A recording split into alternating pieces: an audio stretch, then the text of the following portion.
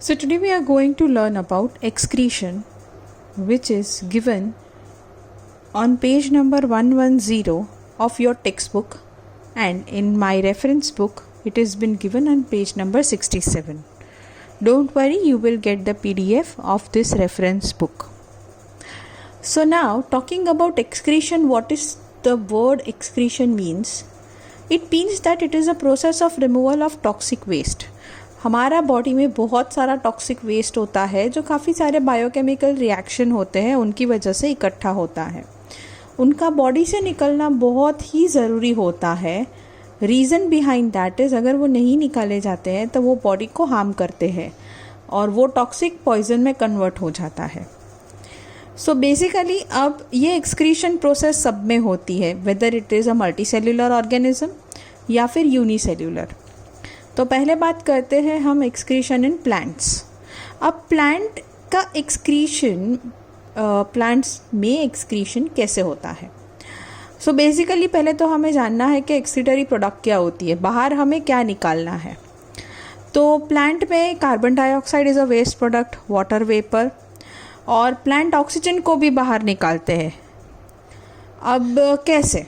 तो हमको पता है कि भाई लोअर स्टैंडर्ड्स में हमने पढ़ा है कि वाया स्टोमेटा प्लांट इन सबको बाहर निकाल देता है, राइट. और स्टोमेटा हमारे लीव्स में होते हैं. अब there is one more part also जिसे हम कहते हैं लेंटिसेल. अब ये लेंटिसेल मैं आपको बाद में at the end of this presentation I will tell you lenticels क्या होते हैं. आपको मैं वर्बली एक्सप्लेन कर देती हूँ कि ट्री होते हैं, उनमें छोटे छोटे ब्राउन कलर के स्ट्रक्चर्स होते हैं. तो जो छोटे छोटे ब्राउन कलर के स्ट्रक्चर होते हैं जो हमें कभी चुभते हैं तो उन्हें हम लेंटिसेल्स कहते हैं. वो बेसिकली स्टेम में प्रेजेंट होते हैं and these lenticel help to remove this products. Now coming के प्लांट कभी कभी विल्ट भी करता है. प्लांट मतलब कभी कभी ड्राई होके गिर जाते हैं लीव्स, उसमें से फ्रूट ऐसे गिर जाते हैं. तो ये क्यों होता है? इसका रीज़न ये है कि ये जो प्लांट होता है वो थोड़ा सा वेस्ट अपने पास रख लेता है, और ये जो वेस्ट रखता है उसमें ये स्टोर्ड वेस्ट फाइनली पॉइजन बन जाता है और फिर लीव्स गिरने लगते हैं. प्लांट विल्ट करने लगता है. विल्ट मतलब वो रोल हो जाते हैं ना, लीव्स रोल होके ड्राई होके गिर जाते हैं. फिर बार्क होती है वो भी कभी कभी पील करने लगती है. फ्रूट होते हैं वो सड़ जाते हैं और गिर जाते हैं. तो ये सारी इम्पैक्ट है जब हम एक्सक्रीटरी प्रोडक्ट्स को बाहर ना निकाले तब.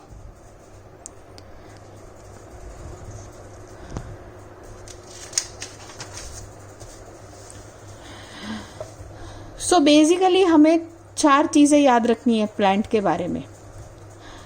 अब उसमें से 3 तो हमने पढ़ ली, चौथी पढ़ना बाकी है.